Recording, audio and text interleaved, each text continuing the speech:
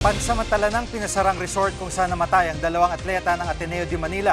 Live mula sa Dipaculao, Aurora, nangunguna sa balita si Mon Gualvez. Mon, ano naging dahilan ng mga otoridad? Jiggy, ayon sa lokal na pamahalaan ng Dipaculao, Aurora, may nakita silang mga ilang paglabag ng Hermanos Leisure and Farm Resort, kaya pansamantala nga muna nila itong ipinasara sa publiko. Hindi raw kasi ito sumunod sa ilang ordinansa ng bayan. Kabilang dyan ang pagtitiyak ng kaligtasan ng mga guests sa dalampasigan at pagpapatupad din ng safety measures and emergency protocols kung kinakailangan. Una nang sinabi ng Tourism Office ng Dipaculao LGU na walang warning signages ang resort, bagay na kinontra naman ng naturang resort. At sinabi naman ng abogado ng resort owner, tanggap nila ang ginawang pansamantalang pagpapasara. Nakahanda rin daw silang makipagtulungan sa mga otoridad at sumunod sa lahat ng proseso. Dagdag pa ng abogado, sinimulan na rin ng resort ang pagpapabuti sa operasyon at pagtitiyak sa kaligtasan naman ng kanilang mga magiging guests sa hinaharap.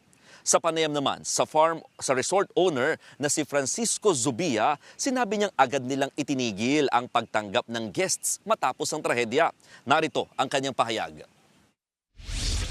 It's okay, we complied and we're willing to comply kasi beforehand pa naman we decided to temporarily close and not accept guests sa aming resort para nga sa mga investigations ng gagawin ng local government and the national governments.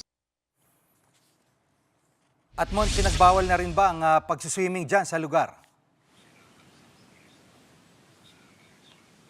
Well, Jiggy, sa halos buong araw na yung pag-stay dito sa may dalampasigan, hindi naman totally binawal yung pagsuswimming o pagligo nga dito sa may area kung saan nangyari din yung trahedya. Makapasin mo nga sa likod ko, may mga tao pa na mangilan-ngilan na nandito pa sa mismong dalampasigan. Pero mahigpit na binabantayan yan. Closely monitored ng mga otoridad mula sa police hanggang sa LGU at iba pang mga authorities. Kaya kanina, meron tayong mga narinig na pagpapaalala sa mga nagsiswimming dito. Bantay sarado nga ng mga pulis yung baybayin at maya't maya nagpapaalala sa mga naliligo na karamihan ay mga turista. Pakinggan natin yung bahagi ng paalala ng naabutan naming pulis.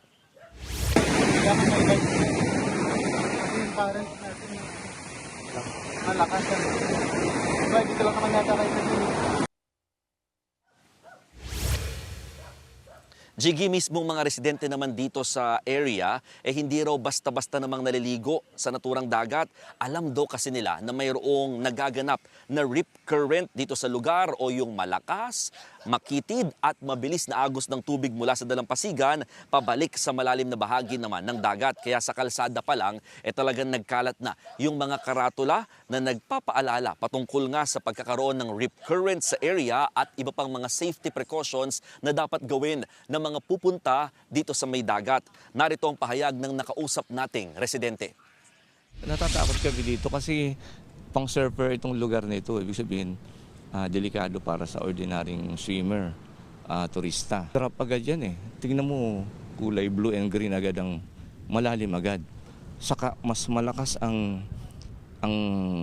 exit current dito.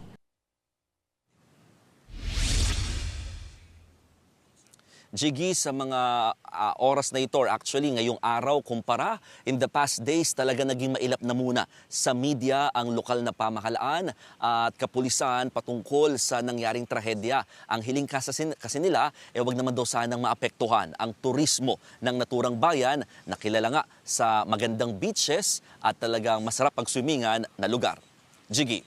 Yan ang ulat ni Mon Gualvez live mula sa Dipaculao, Aurora. Mga kapatid, Jiggy Manikad po, pagdating sa mahalagang balita sa loob at labas ng bansa, dapat una sa lahat, mag-follow at mag-subscribe na sa social media pages ng News 5.